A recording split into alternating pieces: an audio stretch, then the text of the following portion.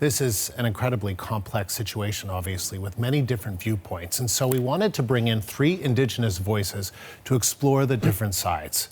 With us from the Wet'suwet'en Nation is Molly Wickham, the spokesperson for Gidendam Clan. In Vancouver, we have Chief Dan George, elected chief of the Burns Lake Band and a board member of the First Nations LNG Alliance. And in our Vancouver studio, Clifford Atleo, an associate professor at Simon Fraser University who specializes in Indigenous governance and resource management. Thank you all for joining us today. Chief George, I just want to ask you first. You're a supporter of the Coastal GasLink pipeline. Why is that?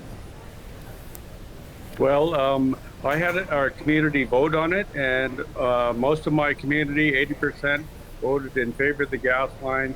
So that gave me my marching orders to do what I need to do to negotiate the best deal I can for my people in my reserve.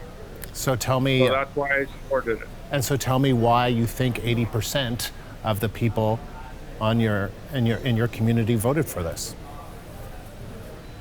Because there's a few economic opportunities in northern BC. There's a huge mountain pine beetle that has devastated all of the pine in northern BC, and most of us First Nations have been loggers at one time or another throughout our lives. And there's not very much logging. There's very few opportunities now, and this is a once in a lifetime opportunity. You also got to realize also that there is a natural gas line. It's called PNG, Pacific Northern Gas, that's been heating all of our communities since 1959. And we have never seen anything bad go wrong with it. Lots of people use that line for recreational purposes, quadding in the summer, snowmobiling in the winter. But another thing I also believe too is that we'll have our own monitors on the ground, environmental monitors on the ground, making sure that it is done right and protecting the environment at the same time with our own eyes on the ground and not just relying on the company. Molly, as a spokesperson for the Gidendam Clan of the Wet'suwet'en Nation, how do you respond to all of this? Well, we know that the Coastal GasLink pipeline is not a conventional gas pipeline. It's being built so that it can also run oil through our territories. And we actually have over 50 violations with the permits that are currently in place that are happening on Wet'suwet'en territory, that they're not following their own standard.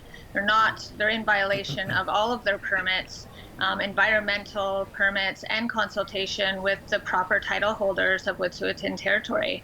We know that 80% of one of the communities Wet'suwet'en voted against this project twice, and then they had a private vote in order to pass this through. Other communities did not have a vote at all. There was not proper consultation with the community to make these decisions, and none of the pipeline is actually running through any of the reserve communities. It runs through the traditional territories governed by the Wet'suwet'en hereditary chiefs. So, Chief George, what do you say to that it does not have the permission of the hereditary chiefs? Molly says that there are concerns, there are environmental concerns. The company has broken some of its own regulations. Well, first of all, it's an outright lie that they're going to run oil through that pipeline.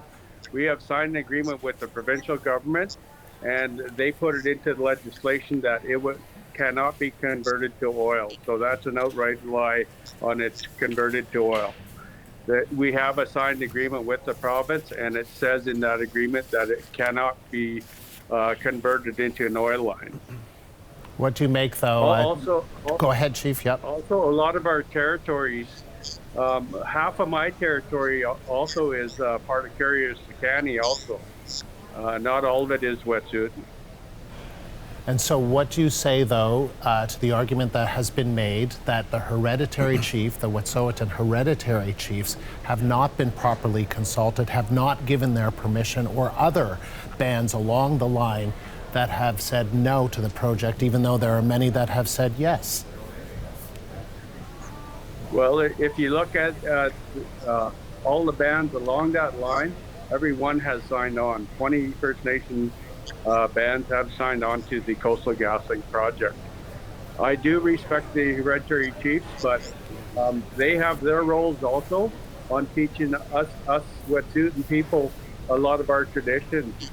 but they don't come to our reserves, and they don't teach us the traditions like they're supposed to. And as a chief, I got to follow what my people want, and they wanted natural gas, so I went and negotiate the best deal I could for my people. Clifford, I want to bring you into this conversation. Just what are your observations? What are your insights, given what we've just heard, given the kind of disagreement that we've just heard? Yeah, well, I think the disagreement is natural. The Indigenous people always seem to be the only people that the government or corporations expect to be completely united, and that's just not realistic. Mm-hmm. The other thing is, I think about these things as a professor from a sort of broader contextual perspective. We do have disputes within communities, that's natural, but we also have divisions that have been driven by the Government of Canada, by the Indian Act, who've instituted these foreign governments in our communities, and also have empowered those governments in many ways to the point where the only way community people can access resources or access any kind of say tends to be through the band council system. But hereditary governments, which have been around for thousands of years in these territories, have constantly, continually tried to assert their jurisdiction, and this is just another form. It's not just a very recent thing, but it's a long historical thing that is ongoing in Canada.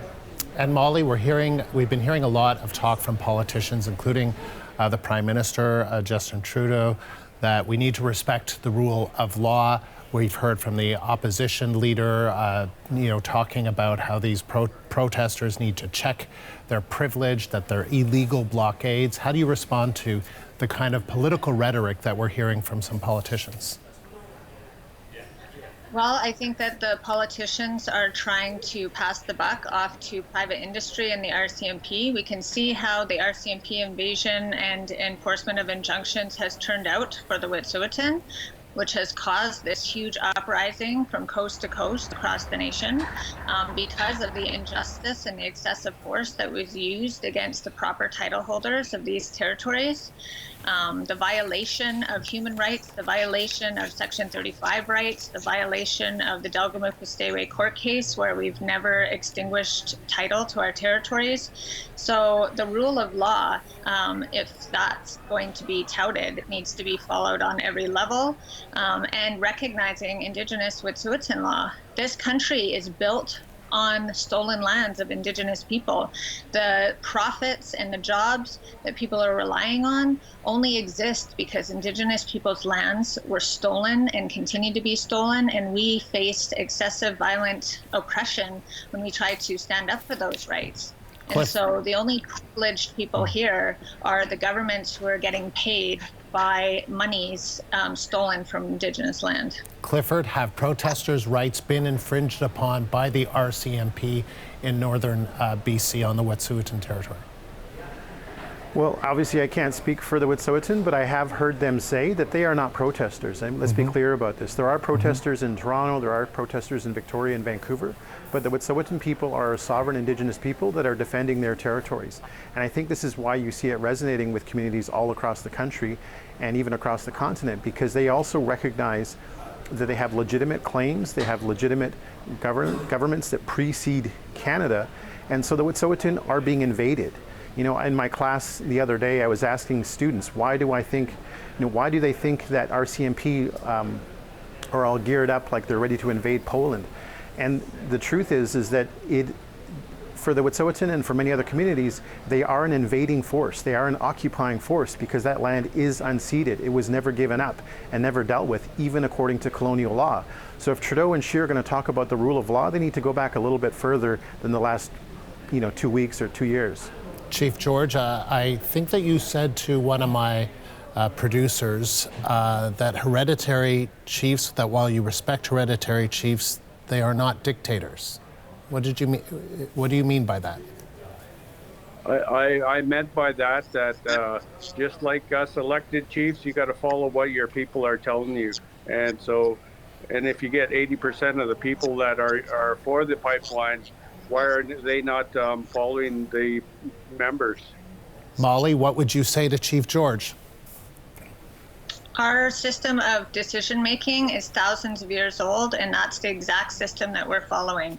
We have regular meetings within Gidimt'en clan where people have a chance to air their concerns, to support the chiefs in the decision making and direct the chiefs. The chiefs aren't dictators. They're the speakers on behalf of the clans, on behalf of their house group members, and they've made this decision, and it's finalized in our feast hall. We had another feast, an all clans feast, last night in Wet'suwet'en territory to reassert the position of the hereditary chiefs, to provide information and updates to the whole nation, and that is the most transparent and democratic system that could exist, and that is what we are basing our movement off of. Clifford, I mean, what do you say to this? I mean, I know that what you said at the beginning, there are disagreements, there are always disagreements in countries and in communities, but this seems to be a really tricky one. You know, I think the news of the All Clans meeting was really encouraging for me. So, you know, with all of this other stuff going on, the fact that communities are getting together, that they are able to assert their own traditional forms of government, traditional forms of accountability, I think is only a positive thing. And if we can also get, you know, Indigenous communities talking to each other along these pipeline routes, I think having those face-to-face conversations, as opposed to being sort of divided and conquered by industry and by government, I think Indigenous people are going to be better off in the long run. Well, we've tried a little bit here to do that today, and we appreciate all of you taking the time to talk to us. Thank you very much. Thank you. Thank you. Thank you. And that was Molly Wickham, the spokesperson for the Gidimt'en clan in Vancouver, Chief Dan George, elected chief of the Burns Lake Band and a board member of the First Nations LNG Alliance, and in our Vancouver studio, Clifford Atleo, an associate professor at Simon Fraser University.